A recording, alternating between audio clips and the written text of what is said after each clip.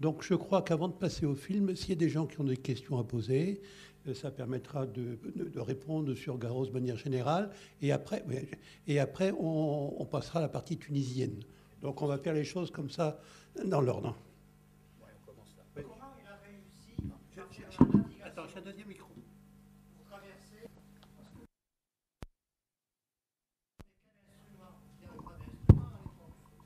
Si, justement, notamment utiliser la boussole. De toute façon, aujourd'hui encore, dans les aéroclubs, le GPS c'est relativement récent. Hein. On navigue avec la montre et la boussole. A priori, non, il ne s'est pas servi de la boussole. A priori, certes, il avait la boussole, il s'en est pas servi, il a visé le soleil.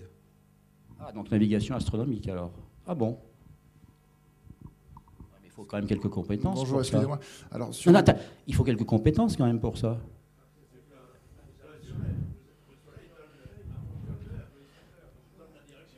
Ouais. Ouais. Et puis, est-ce qu'effectivement le soleil était bien présent sur la navigation, mais... Bon, ben voilà, vous voyez, un très beau sujet de discussion. Et surtout, il faut qu'il y ait des écrits là-dessus. Ah, c'est quoi? C'est dans un bouquin? C'est dans un bouquin? La gloire des ailes. Tu connais, Jean-Pierre? Bon, donc on note.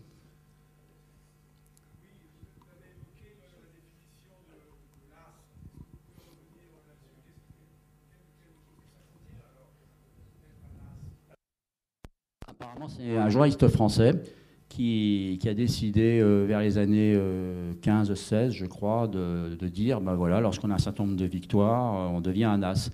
Et le chiffre a été fixé à 5. Et c'est un chiffre qui est universellement accepté.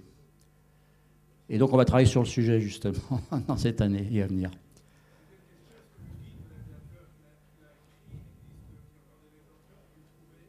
Ah, t'en as un? Moi, je ne l'ai pas.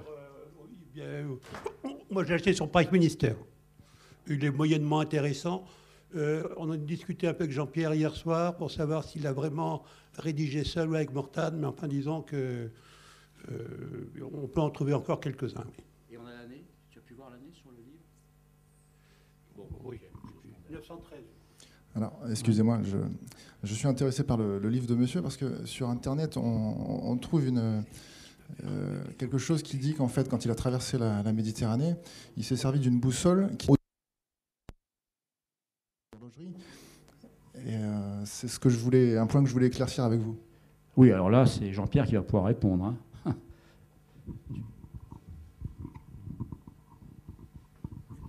Il s'est en effet servi de la boussole que lui a prêtée son ami Edmond Audemars, la boussole avec laquelle Audemars avait fait quelques jours avant le trajet Berlin-Paris. Et c'est bien cette boussole. Très bien, je ne me rappelle plus votre nom, mais ce serait peut-être intéressant que vous disiez les projets que vous avez un peu exposés au téléphone, parce Bonjour. que c'est un peu une découverte pour certains. Je m'appelle Jean-Marie Perrier, je travaille dans l'armée de l'air à Villacoublay. Et avec quelques amis qui sont pilotes militaires réunionnais, eux aussi, on étudie la faisabilité d'un vol commémoratif en septembre sur Bizerte. On est un petit peu en communication avec l'équipe de Réplicaire à Toulouse qui fabrique un Moranache tout neuf. On aimerait d'ailleurs un petit peu cofinancer leur projet. Et nous, contrairement à Réplicaire, nous aimerions faire cette traversée avec des avions tout à fait contemporains. Mais on aimerait focaliser un petit peu l'attention du public sur la capacité des pilotes handicapés à pouvoir faire ce genre de traversée. Donc avec un ou deux avions équipés de malonniers, on envisage de faire donc Cannes-Bizerte. Et avec d'autres avions qui auront un petit peu le rôle d'assistants, nous aimerions déposer un monument ou une plaque retraçant l'exploit de Roland-Garros, puisque a priori, c'est un point que j'aimerais éclaircir avec M. Soucia. Le monument qui avait été érigé à Bizerte, c'est pas qu'il n'existe plus, mais il en reste peu de choses. Donc c'est quelque chose qu'on aimerait faire donc c'est un projet qui est en train d'être monté avec l'Aéroclub de France et donc les gens de Réplicaire. Oui, il a été cassé le monument, Voilà. justement. Hein. Il a été cassé. Oui, alors donc, brièvement, ce qu'on est en train d'organiser, c'est une escale à Cagliari où on sera accueilli par les anciens pilotes, les pionniers italiens. Tout ça, c'est à l'initiative et en collaboration avec la comtesse Caproni, qui est une personnalité importante. C'est la fille du constructeur, hein. C'est la fille directe. Et donc après, on va en Tunisie, Bizerte, Tunis, donc ça c'est avec Habib Soussia. Et après le retour, on prévoit donc Naples, où là on sera accueilli, donc les contacts sont établis avec la région, la région de Campanie, l'aéroport de Caproni. Et ensuite, donc, accueil par la comtesse Caproni à Rome. Donc ça, c'est ouvert à tous les pilotes qui feront la traversée. Nous, c'est ce qu'on va faire de toute façon. Et la question qu'on se pose à l'heure actuelle, est-ce qu'on va jusqu'à Côme? Pour l'instant, on n'a pas trop de contact avec Cesare Badge.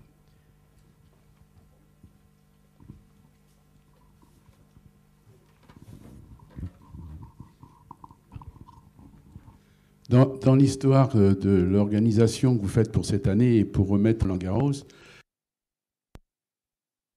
en accord avec justement les cours de tennis là et avec l'organisation, parce qu'il serait intéressant que soit mise en place à ce moment-là, d'une part, l'avion qui est actuellement ici, d'autre part, 3 panneaux. Un panneau qui représenterait à ce moment-là Roland-Garros lorsqu'il était à son traversée de la Méditerranée. Le deuxième qui serait le Roland-Garros abattu. Et puis le troisième, leur stade, ce qui montrerait bien les dates entre les 3 panneaux et qui montrerait bien que Roland-Garros n'a jamais été un joueur de tennis, mais bien un aviateur. Et ça, si c'était présenté effectivement à cet endroit-là, il me semble que le monde entier serait connu, le connaîtrait cette différence, d'autant que cette valorisation de l'année Roland-Garros serait au plus haut point mondialement connue, puisque le tennis, il est diffusé dans le monde entier.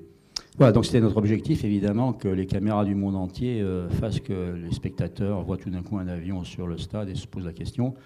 Malheureusement, donc, on a fait offre de service, Jean-Pierre et moi, auprès de la Fédération française de tennis, et ça a capoté.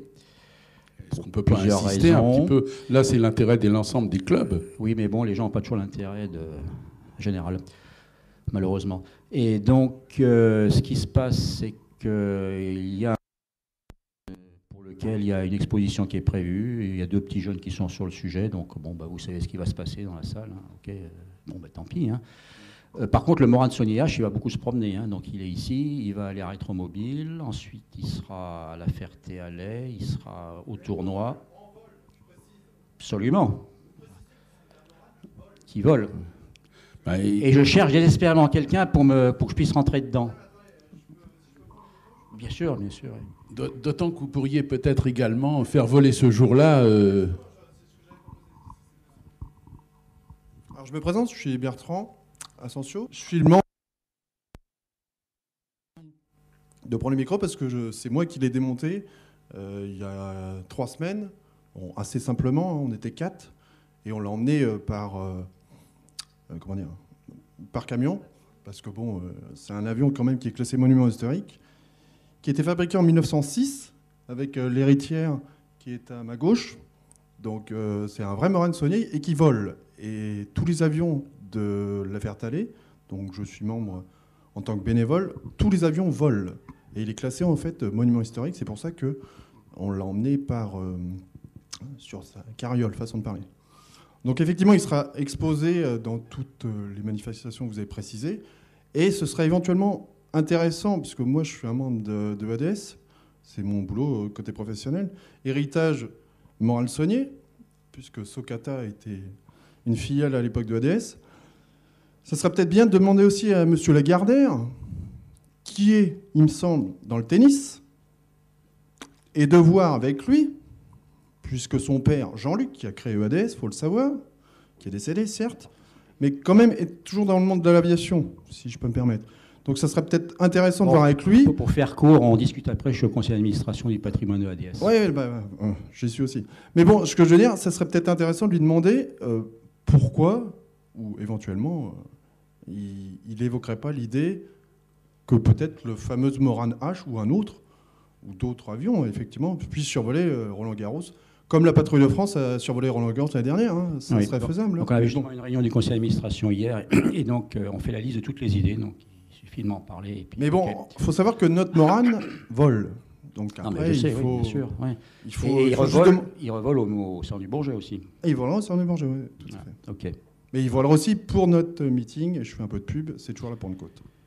Voilà. Alors pour ce qui est de la Fédération française de tennis, je leur ai aussi proposé de faire quelque chose qui là aussi aura un impact mondial, on verra s'ils le feront, c'est de décerner quelque chose de spécial en plus de la coupe aux différents vainqueurs, hein, en double, en simple. Et l'idée, ce serait, Gérard, de leur remettre la médaille de Madeleine, en plus de la coupe. Et là, le monde entier verrait, tiens, en plus, on leur donne non seulement la fameuse coupe, mais en plus quelque chose, Garros, pilote, on va le faire. Hein.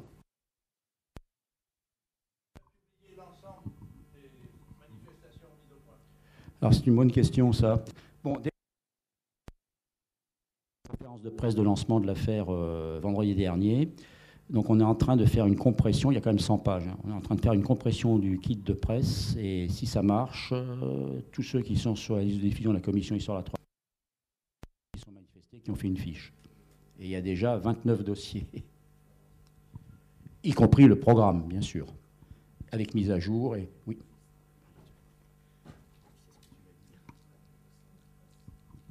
En ce qui concerne la manifestation d'aujourd'hui, la conférence est enregistrée.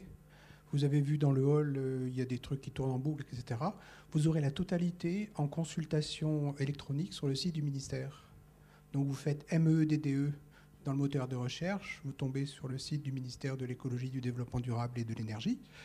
Vous avez transport, secteur aérien. Vous avez une rubrique information générale et une sous-rubrique patrimoine mémoire. Vous trouverez tout là d'ici lundi. Une question d'un membre du comité de programme. Ah. Donc, je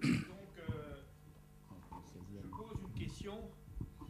Puisque Roland Garros est parti de la base aéronavale de Fréjus et qu'il a été accompagné en fin de parcours par 3 contre-torpilleurs venant de Bizerte, donc je pose la question de savoir s'il y a des marins autres que moi-même ici. J'en connais un, oui, j'en connais un autre, un deuxième, parce qu'il serait quand même intéressant, au titre de cette année, d'essayer de trouver, d'une part, essentiellement le nom des 3 contre-torpilleurs.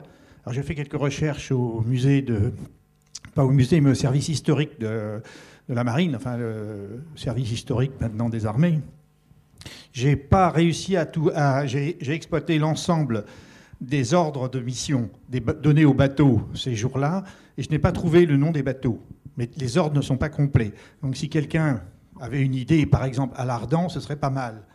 Je pense qu'on pourrait entreprendre cette démarche au cours de cette année. Merci bien. Lucien Moraro est quelqu'un de très organisé qui va vous trouver ça certainement. Oui, il est plutôt avion, lui. Hein. Mais bon. Mais oui, ok. Bon, c'est un voisin, hein, Lucien, donc ça va. Non, c'est pas de nom. Ouais. Oui, mais il faut des historiens en plus, hein, ça ne suffit pas les témoins.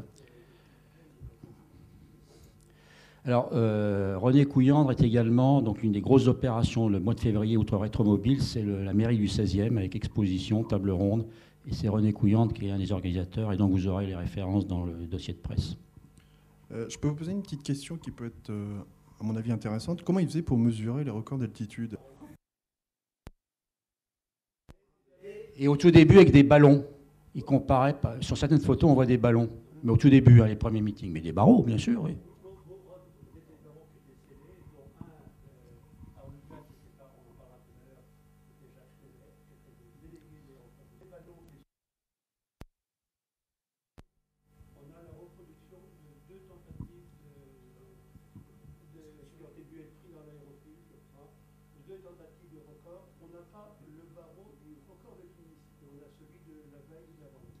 Et là aussi, on est à la recherche du document d'origine. Et après, c'était des hypothèses. Atmosphère standard et pression au niveau du sol. Il faut faire des hypothèses, forcément.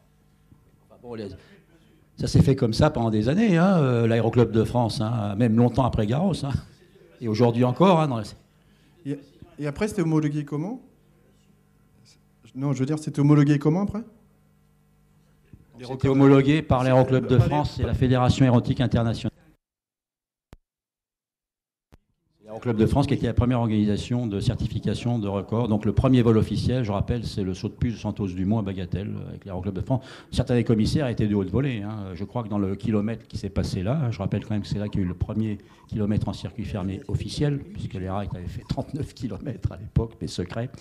Il y avait Louis Blériot, je crois, dans les commissaires. Hein. Voilà, confirmé.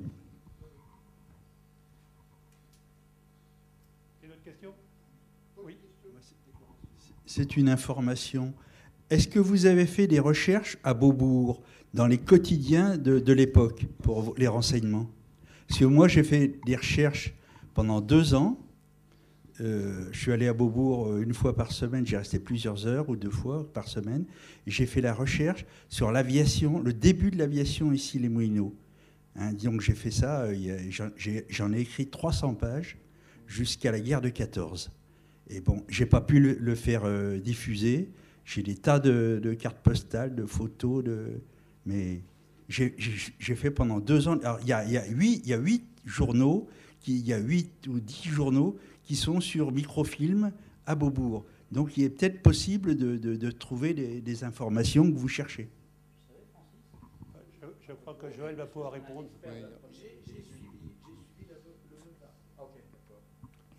Oui, il y a une petite chose d'abord pour vous dire, parce que justement on viendra à la question sur les journaux, les quotidiens de l'époque, et aussi vous dire un petit mot de ce qu'a fait la Direction générale de l'aviation civile.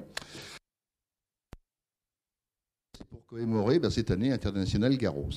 Lundi, nous allons avoir les vœux de notre directeur général au monde de l'aéronautique. Et à cette occasion sera présenté un film de 17 minutes réalisé par les éditions Atalante et M. Anos avec un film qui retrace la carrière de Garros et qui a pour titre « Il y a 100 ans, Garros repoussait les limites de l'aviation ». Quelques personnes l'ont déjà vu et le trouvent d'excellente facture. Bon, ça c'est la première chose qu'on a fait. Une autre chose également, c'est la venue d'un Morane H, donc d'un véritable avion volant dans le hall de la DGAC. Et je peux vous garantir que cet avion, très aimablement prêté par l'association Jean-Baptiste Salis, attire tout le monde et c'est vraiment... disons le phénomène, je ne dirais pas de fin d'année, parce que la fin d'année est passée, mais disons le phénomène du début d'année. Et à cela s'ajoute la très belle exposition réalisée par Henri Conan sur le thème de Garros et de la Méditerranée.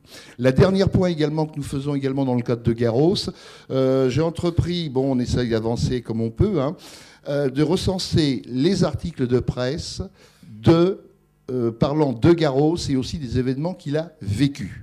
Là, pour ça, il y a un excellent site internet qui s'appelle Gallica, qui est le site de la Bibliothèque nationale de France et qui présente la collection complète pour l'année 1912, là, il y a quelquefois des petits trous, des trucs comme ça, de 16 grands quotidiens parisiens. Des quotidiens parisiens, il y en avait à cette époque-là à peu près 40. La Bibliothèque nationale, pour l'instant, n'a fait la numérisation que de 16 titres, mais il y a quand même des titres très importants comme le Petit Parisien. Petit Parisien, c'est Paris-Madrid.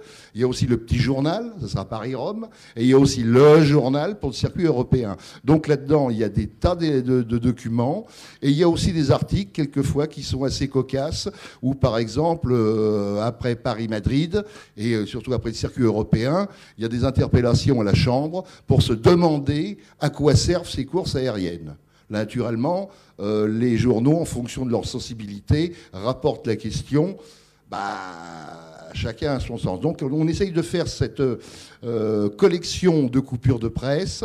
Et tout ceci, comme vous a dit M. Burger il y a quelques instants, on ne le garde pas pour nous, on ne le vend pas, on le met à la disposition de tout à chacun sur le site de notre ministère. Où il y a une rubrique patrimoine qui va être bientôt accessible par l'Internet. Et donc, vous pourrez consulter toutes ces recherches et ces documents. Monsieur, je repasse les micros parce que je ne suis pas le meneur de jeu.